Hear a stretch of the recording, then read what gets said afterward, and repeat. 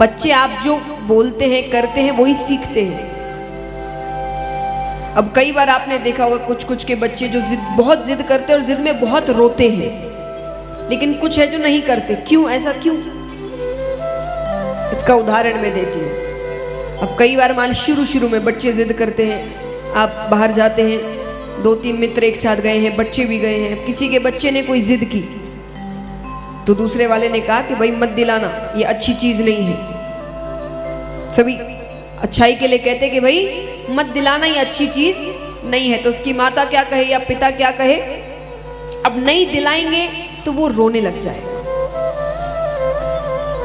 कहते हैं ना, नहीं दिलाएंगे तो वो रोने लग जाएगा। अब बच्चे के दिमाग में क्या बैठ गया, कुछ भी चीज चाहिए तो रो।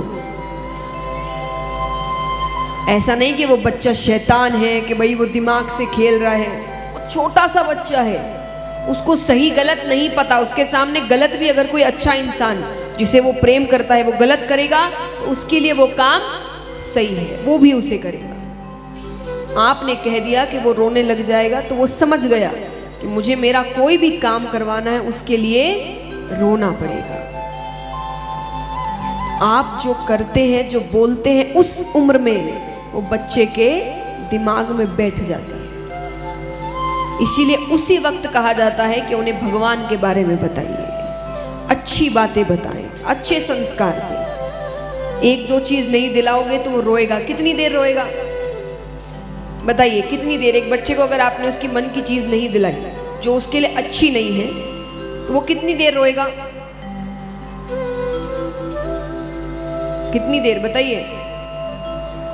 आधा घंटा, 1 घंटा, ज्यादा से ज्यादा चलिए 1 घंटा लेते हैं। 1 घंटे से ज्यादा तो कोई बच्चा नहीं रोने वाला। 1 घंटा। तो कहा जाता है कि अगर बच्चे को उपहार नहीं दोगे, उपहार यानी जो उसके लिए अच्छा नहीं है, बाकी तो जी भर के उपहार दीजिए आप, तो बच्चे को अगर उपहार नहीं दोगे तो वो कुछ देर रोएगा, लेकिन अगर संस्कार नहीं दोगे तो वो जिंदगी भर रोएगा। और उस जिंदगी भर का मतलब खास करके आपके जाने के बाद, क्योंकि अभी तक तो आप उसको बचाए रखे हैं हर चीज से, आपके जाने के बाद फिर वो चल नहीं पाएगा, क्योंकि आपने सही संस्कार नहीं दिए उसे। तो नरसिंह जी की दादी नरसिंह जी को लेकर सब मंदिर सत्संग कीर्तन में जाती, ठा पड़ जाती। ठा माने चलिए अच्छा, कई लोगों को पता है अर्थ। ठा पड़ जाती माने मालूम पड़ जाता, पता चल जाता।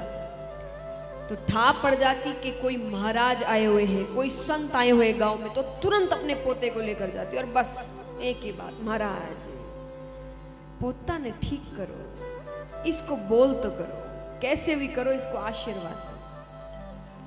बेचारी डोकरी का यही भाव रहे। डोकरी माने ये सबको पता है। डोकरी माने जो घर में बहुत बूढ़ी हो जाती है, एकदम बूढ़ी, उसको मारवाड़ी में कहते डोकरियां। बूढ़ी दादी घर की होती है जो हर चीज में बताती है, भाई ये करो वो करो, ये मत करो वो मत करो, उनको मारवाड़ी में कहते हैं डोकरियां।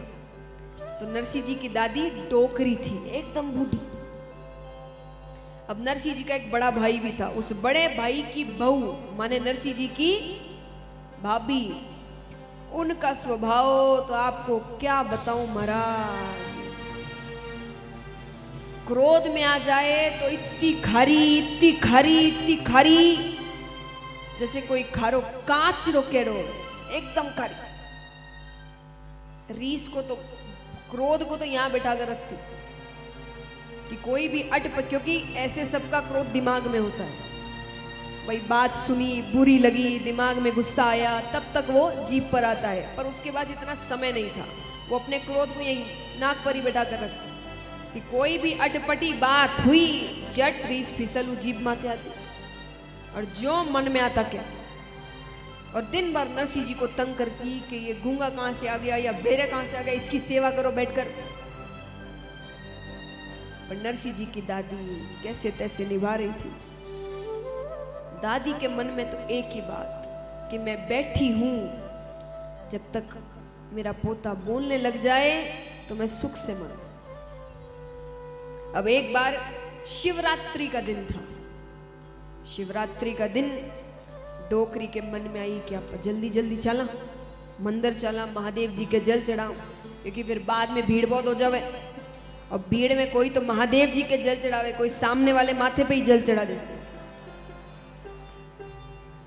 क्योंकि भीड़ में पता चलता नहीं वही देर हो रही है, कुछ कौन इतनी लंबी लाइन में लगे। जहां खड़े भाई जल जाएगा तो वहीं खड़े खड़े नेत्र बंद कर कर ओम नमः शिवाय, ओम नमः शिवाय, चलो काम पे। तो डोकरी ने सोचा ऐसी नौबत आए, इससे पहले सुबह सुबह जाओ, एकदम सुबह सुबह मंदिर गई, महादेव जी के जल चढ़ाया। महादेव जी के जल चढ़ाने के बाद जैसे ही डोकरी पीछे मुड़ी कि कोना में एक महाराज बैठा देखी। महाराज को बैठा दे डोकरी कहे ये महाराज तो नया लगे। अब नए महाराज का चाव ज्यादा होता है। चलिए यहाँ बात अलग है, यहाँ मैं दूसरी बार आई तो भी इतनी संख्या है, नहीं तो भाई पहली बार आओ तो ज्यादा संख्या होती है, क्योंकि भाई सब कहते चलो चलो नया महाराज आया, देखा देखा। तो डोकरी ने भी यही सोचा कि भाई नए महाराज है, इनका भी आशीर्वाद दिला देते हैं। अब डोकरी महाराज के पास जाती है। अब यहाँ बैठे महाराज जब डोकरी को अपने पास आता देखा, महाराज ने कहा कि डोकरियों को बहुत पंचायती होती है, सत्संग कीर्तन तो करते नहीं, दूसरी बात ज्यादा करते। कैसी बात? महाराज क्यों बने? कमाई होती थी नहीं कहीं? पत्नी बहुत लड़ती थी क्या? कितने भाई हो, किस जात के हो, किस गांव से हो? तो ये सब सोच महाराज जट आंखें मीचन बैठ, तुरंत वो आंख मीच कर बैठ गए। अब महाराज को यहाँ आंखें खोल इधर उधर देखते और डोकरी को देखकर आंखें बंद करते, डोकरी ने देख लिया। मुझे देखकर आंखें बंद कर ली। डोकरी पक्की, डोकरी पहुंच गई महाराज के पास। महाराज बैठे हो नेत्र बंद करके, माला कर रहे हैं, राम राम राम। डोकरी, महाराज राम राम।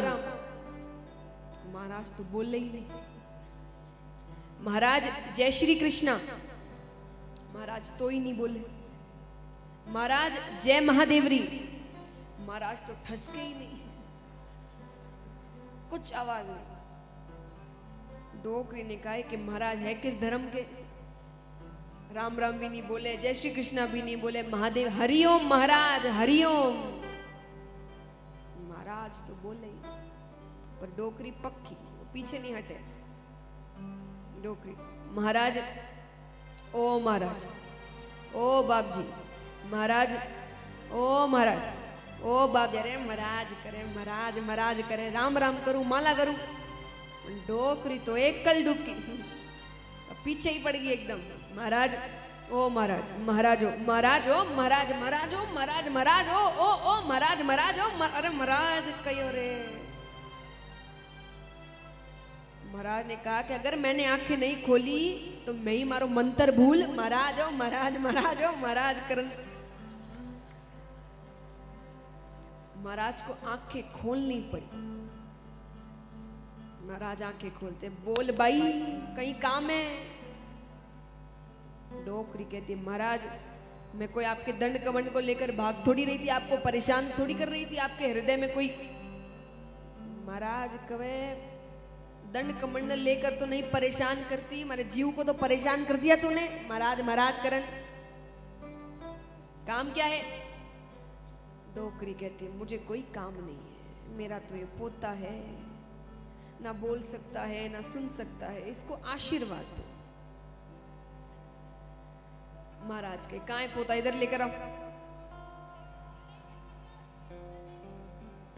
नरसिंह जी को महाराज गोदी में बिठा लिया। अब गोदी में बैठा कर